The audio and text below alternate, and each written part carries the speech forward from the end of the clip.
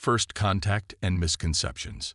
The vast emptiness of space had always held secrets, but none as shocking as the one the Zorthian exploration vessel, Cosmic Seeker, stumbled upon in the outer reaches of the nondescript solar system. Captain Zalthora, her iridescent scales shimmering under the soft glow of the ship's lights, leaned forward in her command chair, multifaceted eyes widening at the holographic display before her. "Unbelievable," she whispered, her voice a melodic hum that carried across the bridge. "An inhabited planet, teeming with life, and it's been here all along."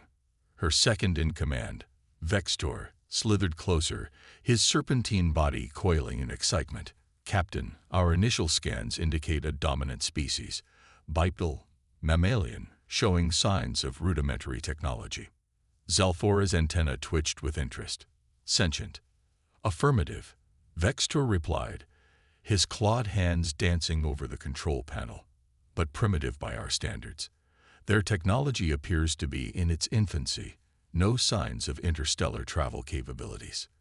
The captain's mandibles clicked thoughtfully. "Interesting. What else can you tell me about them?" Vextor pulled up more data on the holographic display. "They call themselves humans. Their planet, Earth, is resource-rich but poorly managed. Their societies are fractured, constantly at war with each other.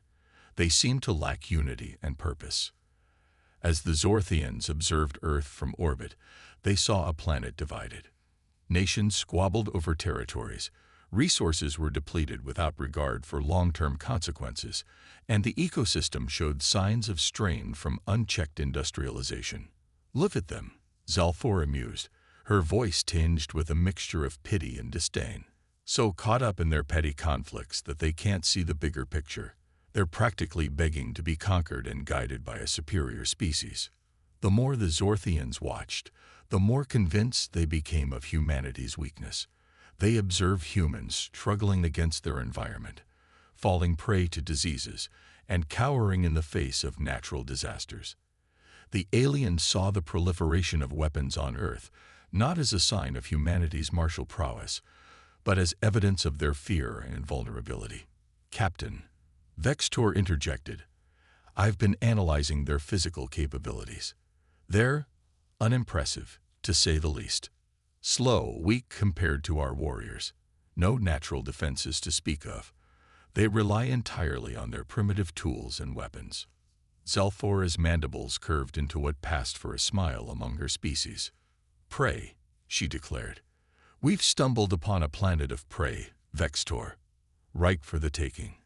The bridge erupted in excited chittering as the crew realized the implications of their discovery. The Zorthian Empire had been looking to expand, and here was a perfect opportunity. A resource-rich world populated by a species that would surely offer little resistance. "Prepare a report for the High Command," Zalthora ordered. "Emphasize the ease with which we could subjugate these humans. With their resources and our guidance, we could turn this chaotic world into a jewel of our empire." As the Cosmic Seeker continued its silent orbit around Earth, the Zorthians began to plan. They cataloged human weaknesses, plotted strategies for swift domination, and dreamed of the glory that would come with conquering this new world. Little did they know that their observations, filtered through the lens of their own arrogance and preconceptions, had led them to gravely misunderstand the nature of humanity. They saw only what they expected to see, a weak, divided species ripe for conquest. They failed to recognize the potential that lay dormant within the human spirit, the resilience forged through millennia of struggle, and the fierce determination that would soon turn the tables on the overconfident invaders. In the coming days, as the Zorthian fleet assembled at the edge of the solar system, humanity remained blissfully unaware of the storm that was about to break upon them. But in this moment of calm before the tempest, the stage was set for a conflict that would shake the foundations of galactic society and force the Zorthians to confront a terrifying truth, that in the human species they had awakened not a docile prey, but a slumbering predator. The Cosmic Seeker sent its final transmission to the Zorthian homeworld, a message filled with confident predictions of an easy victory. As the communication beamed across the vast distances of space, Earth continued its serene rotation, its inhabitants going about their daily lives, unaware that they stood on the precipice of a war that would define their species for generations to come. In the darkness of space, Zalthora gazed down at the blue-green orb that was Earth, her mandibles clicking in anticipation. "Enjoy your final moments of peace, humans," she murmured. "Soon, you'll know your place in the cosmic order." But as the first light of dawn broke over Earth's horizon, it heralded not just a new day, but the beginning of a conflict that would shatter the Zorthians' illusions and reveal the true nature of humanity. A species that, when pushed to the brink, would prove to be far more than the simple prey the aliens had anticipated. The stage was set, the players unaware of their roles, and the galaxy held its breath, waiting for the moment when two species would collide, and the true measure of humanity would be taken. The invasion begins. The day the sky fell was etched into humanity's collective memory with fire and fear. It began like any other. The sun rose, people went about their daily routines, and the great machinations of human civilization hummed along, blissfully unaware of the impending catastrophe. At 9:37 GMT, the first Zorthian warships breached Earth's atmosphere. Their massive forms, sleek and otherworldly, cast long shadows over stunned populations across the globe. From New York to Tokyo, Rio de Janeiro to Moscow, people stopped in their tracks, gazing upward with a mixture of awe and terror. Captain Zalthora, leading the vanguard of the invasion fleet, allowed herself a moment of smug satisfaction as she observed the chaos unfolding on the planet below. "Look at them scatter," she purred to her second-in-command, Vextor. Like insects when a stone is overturned. The initial assault was brutally efficient. Zorthian energy weapons lanced down from the sky, targeting military installations, communication hubs, and seats of government. Humanity's most advanced weapons seemed pitiful in comparison, their missiles and fighter jets swatted away like annoying flies. In Washington, D.C., President Elena Rossi stood in the ruins of the partially collapsed White House, her face ashen but her eyes blazing with determination. "We will not go quietly into the night," she declared to a hastily assembled group of advisors and military leaders. "Humanity has faced extinction before, and we've always found a way to survive. This time will be no different." Across the globe, similar scenes played out as world leaders grappled with the unprecedented crisis. Old rivalries were set aside in the face of a common enemy. In a historic moment, the United Nations convened an emergency session, with even the most antagonistic nations finding common ground in the face of alien aggression. But it was not in the halls of power that the true spirit of human resistance first emerged. It was in the streets, in the fields, in the ordinary places where everyday people faced the unimaginable. In a small town in the American Midwest, farmhand Jake Cooper looked up at the alien ships darkening the sky and felt not just fear, but a deep primal anger. "This is our home," he growled, hefting his grandfather's old hunting rifle, "and I'll be damned if I let some overgrown lizards take it without a fight." Similar sentiments echoed across the planet. In the favelas of Sao Paulo, in the bustling markets of Marrakesh, in the neon-lit streets of Seoul, everywhere, humans looked to the sky and made a choice. They would not be conquered. They would not be subjugated. They would fight. The Zorthians, confident in their superior technology and physical prowess, were unprepared for the ferocity and creativity of human resistance. They had expected to find a cowed, submissive population. Instead, they found themselves facing a species that, when backed into a corner, fought with a savagery that shocked even the most battle-hardened Zorthian warriors. In London, as Zorthian ground forces attempted to secure the city, they found themselves ambushed by ordinary citizens wielding improvised weapons. Construction workers turned their tools into instruments of war. Chefs transformed their kitchens into Molotov cocktail factories. Even the notoriously reserved British found a fierce, almost joyful passion in resisting the alien invaders. Dr. Amelia Chen, a brilliant physicist at CERN, looked at the wreckage of the Large Hadron Collider and saw not destruction, but opportunity. "We need to understand their technology," she insisted to her colleagues. "Every weapon has a weakness. We just need to find it." This sentiment was echoed in laboratories and workshops around the world. Human scientists, engineers, and even hobbyist tinkerers threw themselves into the task of understanding and countering Zorthian technology. The aliens had expected to find a primitive species. Instead, they found themselves facing an entire planet of determined problem solvers. In orbit, Zalthora frowned as she reviewed the latest reports from her ground commanders. This is not going according to plan," she muttered, her earlier confidence evaporating. The humans were supposed to be cowering, begging for mercy. Instead, they fought back with a ferocity that bordered on the suicidal. "Perhaps we underestimated them," Captain Vextor suggested cautiously. Zalthora's eyes narrowed. "Nonsense. They're just more stubborn than we anticipated. Increase the intensity of our attacks. Show them the futility of resistance." But as the Zorthians ramped up their offensive, they found that increased brutality only seemed to steel human resolve. Each destroyed city, each fallen nation, became a rallying cry. Humanity, faced with the prospect of extinction, found wells of courage and ingenuity they never knew they possessed. In the mountains of Afghanistan, old enemies became allies as tribal warriors shared their generations of guerrilla warfare knowledge with special forces operators from around the world. In the Amazon rainforest, indigenous tribes used their intimate knowledge of the land to run circles around befuddled Zorthian search parties. And in the shattered remains of Silicon Valley, a group of tech entrepreneurs and hackers came together with a daring plan. "If we can't beat them with brawn," declared Sarah Wong, a young coding prodigy, "we'll beat them with brains. Let's show these aliens what human ingenuity really looks like." As the first week of the invasion drew to a close, the Zorthians found themselves in an unexpected position. What should have been a swift conquest had turned into a grueling planet-wide guerrilla war. Human resistance was not only fierce but clever, constantly adapting, constantly surprising. In her command ship, Zalthora paced restlessly.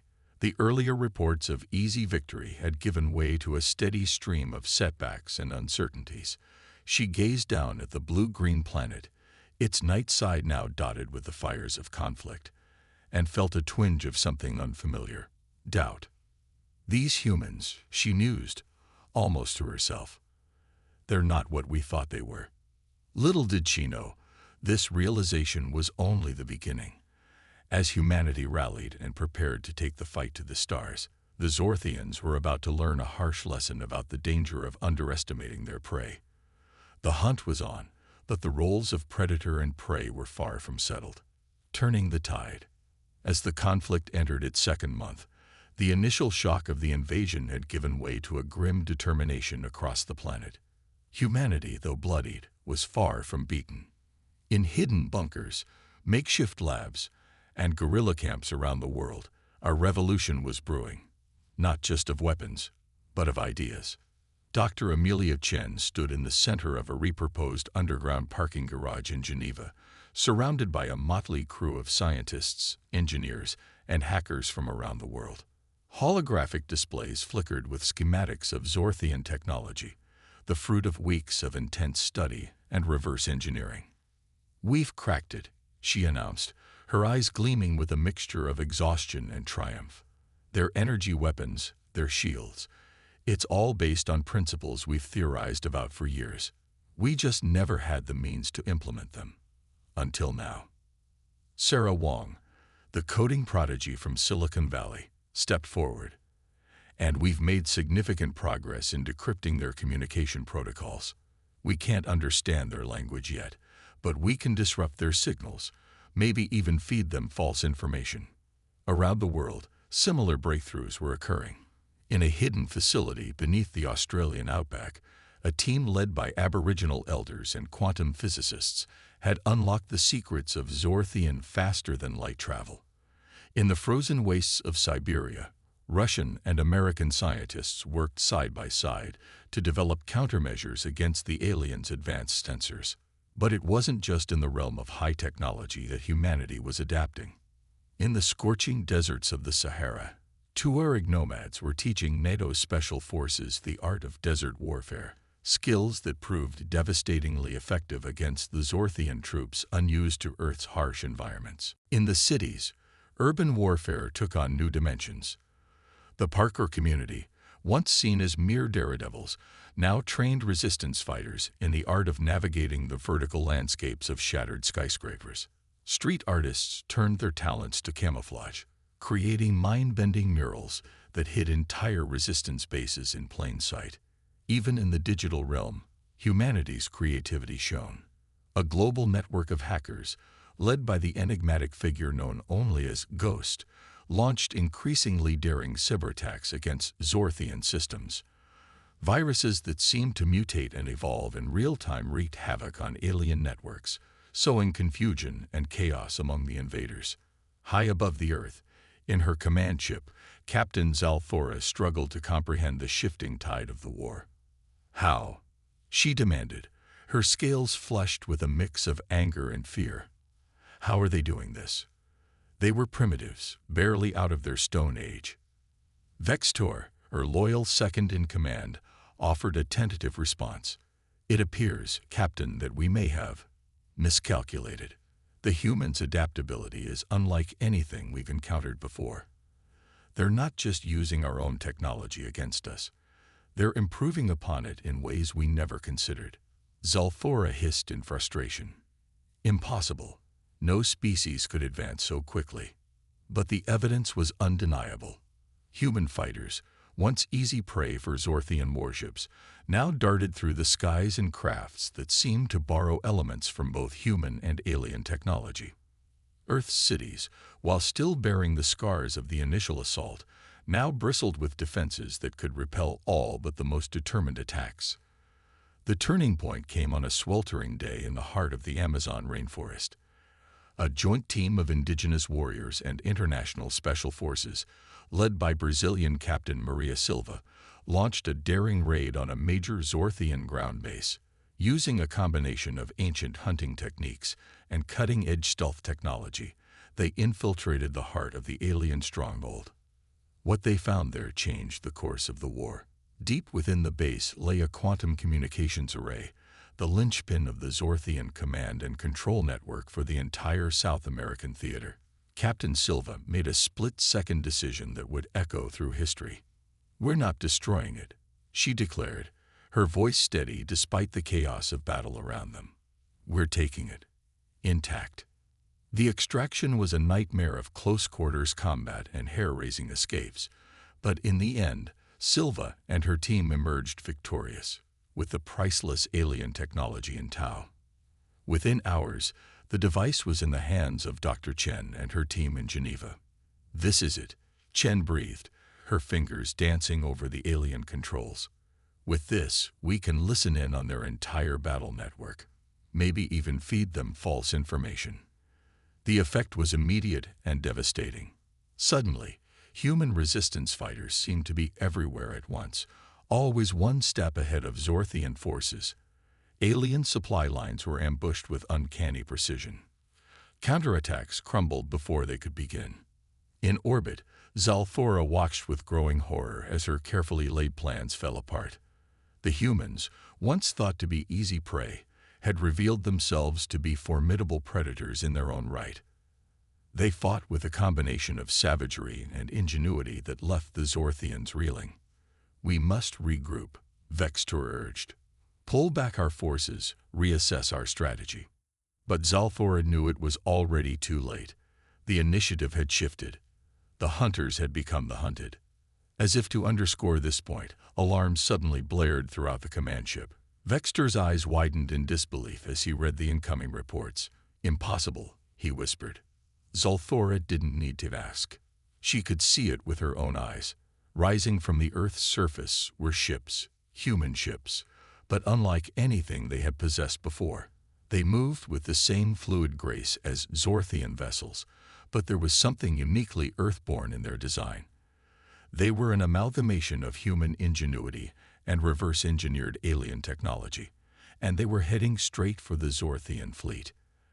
As the human ships approached, a transmission crackled across all frequencies. The face that appeared on the view screen was that of President Elena Rossi, her eyes burning with the same determination she had shown in the ruins of the White House months ago. "Attention, Zorthian forces," she declared, her voice ringing with authority. "You came to our world thinking us weak, thinking us prey. You were wrong. We are humanity. We are the apex predators of Earth, and we're coming for you. This is your only warning. Leave our solar system or face extinction." As the transmission cut off, Zalthora realized with crystal clarity that everything had changed. The easy conquest they had envisioned had become a desperate fight for survival. And for the first time since the invasion began, it was the Zorthians who felt the cold grip of fear. The battle for Earth was entering a new phase, and humanity was taking the fight to the stars. The galaxy was about to learn a harsh lesson about underestimating the tenacity, creativity, and sheer, unstoppable will of the human species. The hunter becomes the hunted. The vast emptiness of space, once the domain of Zorthian supremacy, now echoed with the roar of human engines. Humanity, in a feat of engineering and adaptation that defied all alien expectations, had taken to the stars with a vengeance. Admiral Jane Harper stood on the bridge of the UES Resilience, Earth's first true interstellar warship. A patchwork of human ingenuity and reverse-engineered Zorthian technology, it represented the pinnacle of humanity's wartime innovation. "Status report," Harper barked, her eyes fixed on the holographic display showing the Zorthian fleet in retreat. "All systems nominal, Admiral," her XO replied. "The Zorthian forces are scattering. They seem disorganized." Harper allowed herself a grim smile. They should be. They never expected to be on the defensive. The human fleet, a cobbled-together armada of hastily constructed warships and retrofitted civilian vessels, pressed its advantage. What they lacked in numbers, they made up for in sheer audacity and unpredictability.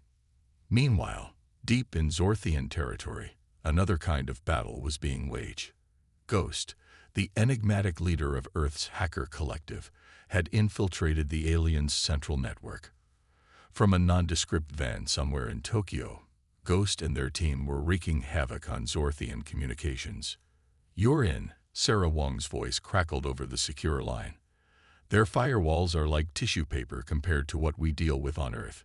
Ghost's fingers flew over the keyboard, injecting chaos into the Zorthian battle network. False orders, phantom fleet movements, non-existent human superweapons. The digital deception was total and devastating. Back on the Resilience, Admiral Harper watched as the Zorthian fleet fractured, individual ships and squadrons breaking formation as contradictory orders and false information flooded their networks. "Now," Harper commanded, her voice steely with resolve, "hit them with everything we've got." The human fleet surged forward. Ships that would have been swatted aside mere months ago now danced through Zorthian defenses. Weapons, born from the marriage of Earth and alien technology, lanced out across the void. On board the Zorthian flagship, chaos reigned. Captain Zalthora, once so confident in her species' superiority, now fought desperately to maintain control. "How?" she screamed as another barrage rocked her ship. "How are they doing this?" Vextor, his scales pale with fear, could only shake his head. "They're everywhere, Captain. Our sensors can't keep up. It's like they can predict our every move." Little did they know, this was exactly what was happening. In a hidden facility beneath the ruins of C. Arnon, Dr. Amelia Chen had made a breakthrough that bordered on the miraculous. By combining quantum computing with the intuitive leaps of human consciousness, she had created a predictive algorithm that could anticipate Zorthian tactics faster than the aliens themselves could formulate them. "It's working," Chen whispered, watching the battle unfold on her screens. "They're not just fighting the humans they can see. They're fighting every possible version of us. The Zorthian fleet, once the scourge of a dozen star systems, was being systematically dismantled. But humanity's victory was not born solely of technology. It was the human spirit, the indomitable will to survive and thrive, that truly turned the tide. Earth's ships fought with a ferocity and creativity that left the Zorthians reeling. Tactics that would have been considered suicidal by alien standards were employed to devastating effect. Human pilots pulled off maneuvers that seemed to defy the laws of physics, their neural links with their ships allowing for reaction times that bordered on precognition. In the midst of the chaos, a small, stealthy craft slipped past the Zorthian defenses. On board were Captain Maria Silva and a hand-picked team of Earth's most elite soldiers. Their target, the Zorthian flagship itself. Remember, Silva briefed her team one last time. We're not here for revenge. We're here to end this war. The boarding action was swift and brutal.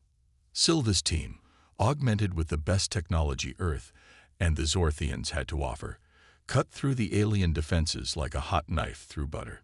They fought their way to the bridge, where they found Captain Zal Thora, the architect of Earth's invasion, cornered and desperate. Surrender, Silva demanded, her weapon trained on the alien captain. Zalthora's multifaceted eyes darted from Silva to the scenes of destruction visible through the viewport. What are you?" she hissed. Silva's reply was cold and precise. "We are humanity.